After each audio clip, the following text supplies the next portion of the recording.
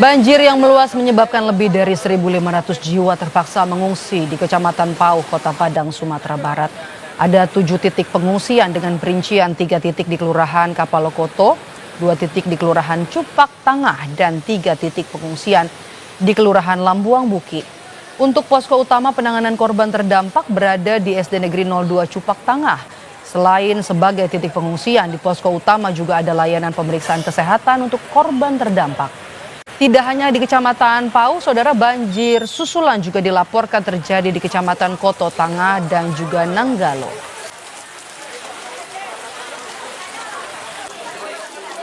Izin banjir susulan itu datangnya tadi malam dengan wilayah landaan yang jauh lebih meluas dibandingkan landaan banjir sebelumnya. Saat ini keluarga terdampak kami perkirakan di atas 500 kakak dan ditambah dengan ratusan mahasiswa. Itu diungsikan ke mana, Bu, yang terdampak, Bu? Yang pertama ini adalah posko utama ya SDN 02 Cipatangah, Kelurahan Cipatangah, Kecamatan Pauh. Kemudian ada beberapa titik evakuasi lainnya yang lebih nyaman bagi warga karena lebih dekat dengan keluarga. Lebih lengkap mengenai informasi terkini tanggap darurat bencana banjir di Sumatera Barat, kita tanyakan langsung dengan juru bicara BPBD Sumatera Barat, Ilham Wahab. Selamat sore Pak Ilham dengan Maidop. Selamat sore Mbak Maidop. Pak Ilham, pertama kami mau update dulu Pak, berapa jumlah korban terdampak saat ini? Korban yang mengungsi, kemudian juga korban meninggal dan juga korban luka? Ya, dari kondisi cuaca ekstrim di Sumatera Barat memang banyak terjadi kejadian bencana banjir bandang, kemudian longsor dan angin kencang. Dan ini sudah meluas menjadi 14 kabupaten kota di Sumatera Barat. Dari 14 kabupaten kota ini sudah tercatat pada posko kami ada 25 orang yang meninggal, kemudian 11 hilang dan 4 luka-luka. Sedangkan yang mengungsi lebih dari 67.000 jiwa. 67.000 jiwa yang mengungsi ya Pak ya. Wilayah yang terparah Pak di mana saja di Sumatera Barat? Yang cukup parah itu ada di Kota Padang, kemudian di Agam, Tanah Datar, dan Padang Panjang. Oke, untuk akses lokasi menuju lokasi-lokasi yang terdampak paling parah, tadi ada Agam, Padang Panjang, Tanah Datar, dan juga Padang. Apakah sudah bisa dilalui Pak? Ya, untuk akses memang banyak titik yang sangat susah aksesnya, seperti di Pasaman Barat juga ada satu desa yang belum bisa ketempuh dengan jalur darat, kemudian juga ada di beberapa titik di Agam dan di Tanah Datar. Oke, warga yang mengungsi di lokasi mana saja Pak? Kemana mereka mengungsi?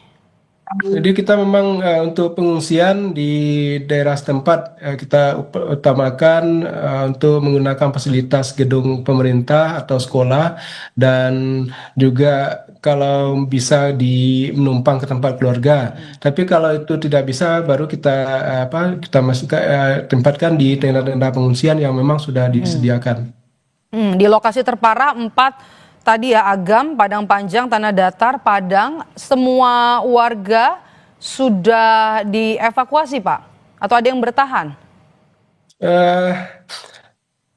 Sampai tadi pagi ya, sebagian sudah dievakuasi, tapi memang ada kami masih tadi pagi masih ada laporan di Pasaman itu yang memang warganya belum bisa dievakuasi karena jalur daratnya sudah tidak bisa dilewati, dan kita berharap ini ada lewat laut atau lewat udara. Kita upayakan ini bisa lewat, karena memang kondisi desanya di dekat laut.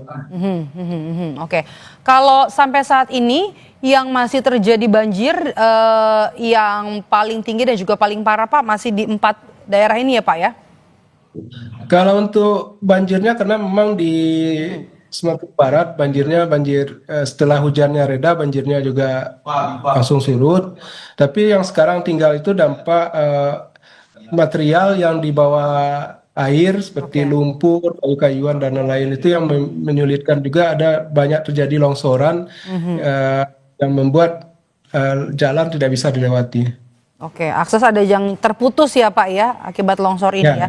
Oke, bagaimana dengan pemadaman listrik dan juga internet yang terputus? Apakah masih terjadi atau sudah ada beberapa jaringan komunikasi yang sudah bisa tersambung?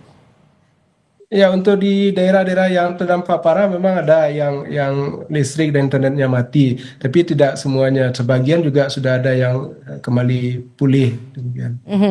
Oke, untuk wilayah yang terparah masih aksesnya masih sulit gitu. Bagaimana kemudian distribusi bantuan kalau tidak bisa dilakukan lewat jalan darat, Bapak?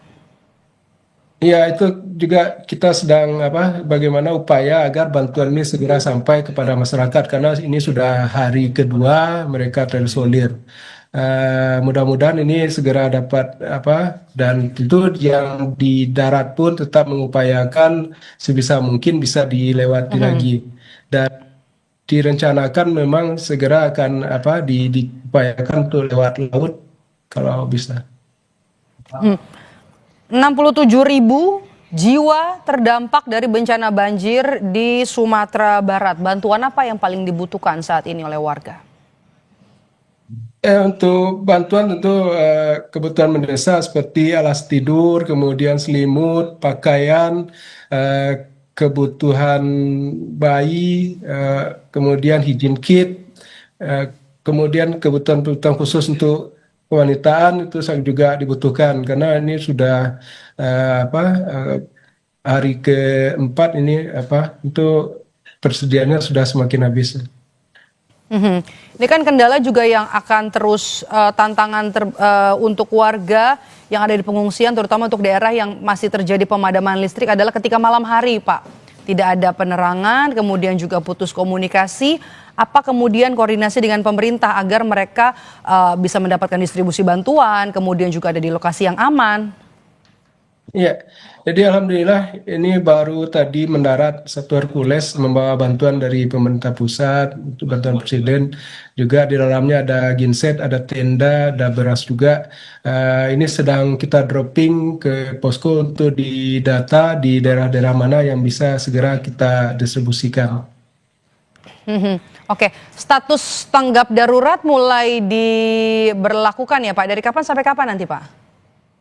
Ya, untuk sekarang sudah 8 kabupaten kota di Sumatera Barat yang menetapkan status tanggap darurat. Sementara untuk provinsi sendiri menetapkan status mulai dari tanggal 25 November sampai dengan tanggal 8 Desember 2025. Sampai tanggal 8 Desember ya. Oke.